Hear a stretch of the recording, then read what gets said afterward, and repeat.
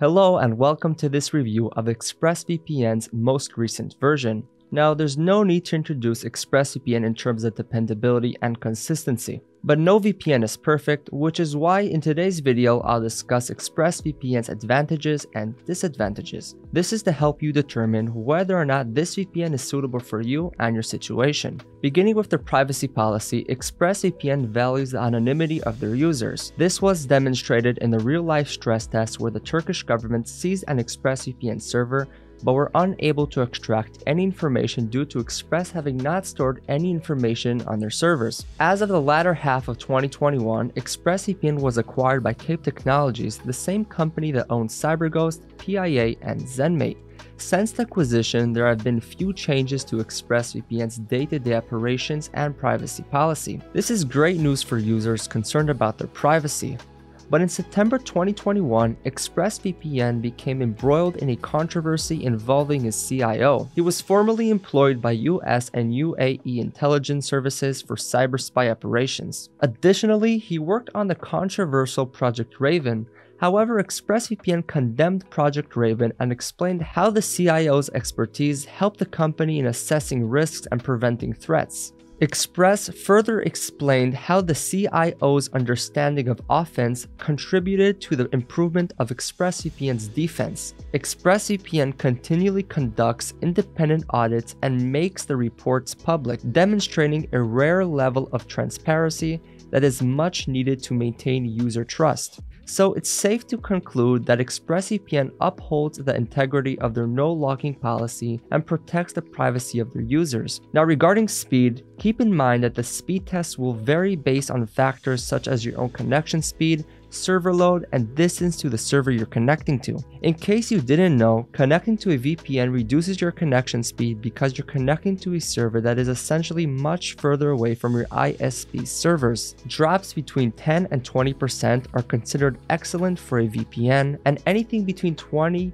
30, or even 40% is still quite good. And during my test, I noticed that my speech drop stayed within the 10 to 25 range, which is excellent. So when it comes to speed, ExpressVPN will keep the speed drops to a minimum and as close to your base speed as possible. However, for the best result, I would recommend using the lightweight UDP protocol, and if you want to achieve maximum speeds and low latency on Windows specifically, I advise downloading the ExpressVPN version that has the optimized for lightweight. Note that this version of Express does not include the speed tester, so if you don't mind losing that feature on your Windows app, feel free to download this version. I use it because it also decreases the amount of time it takes to connect to servers from approximately 5 seconds to less than a second. And so Express performs very well in terms of speed. Keep in mind that the closer the VPN server is to your physical location, the faster the connection will be. However, due to the quality of ExpressVPN servers, even those that are significantly further away will still provide impressive speeds. Now for streaming, Express is outstanding. The consistency of bypassing geo-restrictions is extremely high. Additionally, Express can unblock a wide range of streaming services including HBO Max, Hulu, Amazon Prime Video, and up to 18 Netflix libraries and many more. Regarding torrenting, Express fully supports P2P activity without speed or bandwidth restrictions, and this support extends to all servers, though I should say that Express does not support port forwarding. However, port forwarding is typically not required for downloading. It is mainly needed for file sharing and sending, so you can still download however you like. As for you gamers, you'll be pleased to know that Express is also capable of providing fast gaming sessions. Your ping will be as close to your base ping as possible, and in most cases it will be identical. Also, here's a pro tip. If you connect to a VPN server that is geographically closer to your game server, you're more likely to achieve an even lower ping than usual.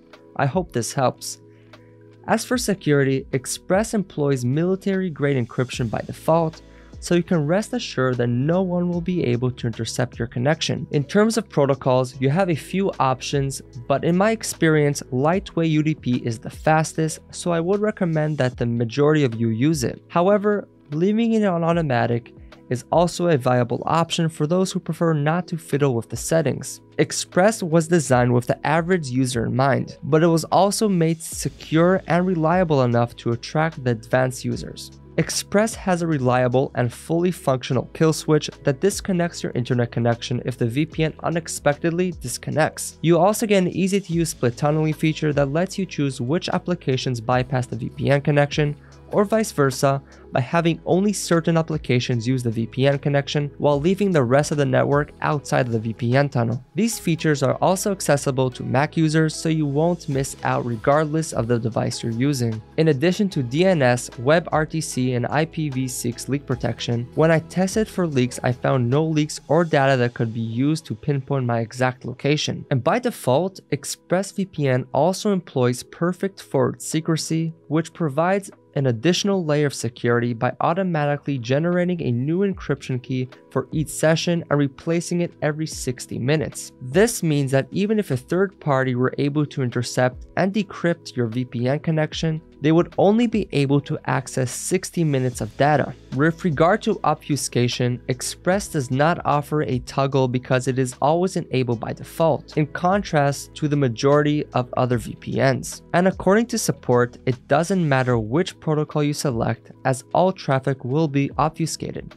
Through ExpressVPN's proprietary obfuscation, the Great Firewall of China will be unable to identify your VPN traffic, allowing you to access Chinese television and websites. And so, ExpressVPN is one of the few VPNs that still function in China despite the country's VPN traffic restrictions. The same goes for all other countries with strict rules like the UAE and Turkey. Now, regarding server count, ExpressVPN operates over 3,000 servers in 94 countries, providing users with a wide selection of regions to choose from regardless of their location. In terms of compatibility, Express is compatible with virtually every modern smart device out there, including Android, Apple iOS, Linux, macOS, Smart TV, Roku, and browser extensions. Regarding simultaneous connections, you'll be able to protect up to 5 devices at the same time per account, and it goes without saying that the user interface of Express is clean and bug-free, but I think it is still worth mentioning how simple and straightforward it is. There's nothing fancy or attractive about it, it's just straightforward and easy to read. In conclusion, there is little to criticize about ExpressVPN, as it is equally consistent, practical, and user-friendly. My only complaint would be the lack of customization and the absence of any longer-term plans that reduce the price even further than the annual plan. But all in all, if you're looking for the best VPN, whether for torrenting, streaming, bypassing geo restrictions, or protecting your online privacy, ExpressVPN remains the best option. And if you're interested in giving ExpressVPN a try, I'll provide an exclusive discount code that you can use to save a few dollars on your subscription. If you enjoyed this review or learned something from it, please consider liking this video and subscribing to receive updates on everything VPN related. And tell me what features you would like to see added to Express. Is there something you believe Express is lacking? Also, feel free to post questions in the comments section below. Other than that, thank you so much for watching and have a wonderful day.